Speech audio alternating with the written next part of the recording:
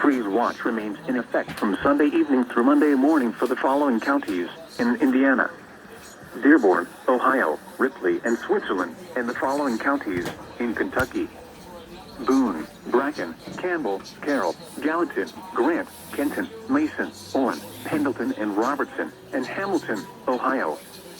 Sub-freezing temperatures from the middle to upper 20s. Frost and freeze conditions could kill crops, another sensitive vegetation, and possibly damage unprotected outdoor plumbing. Take steps now to protect tender plants from the cold. To prevent freezing and possible bursting of outdoor water pipes, they should be wrapped, drained, or allowed to drip slowly.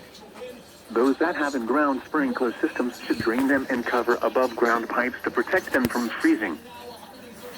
Now looking at the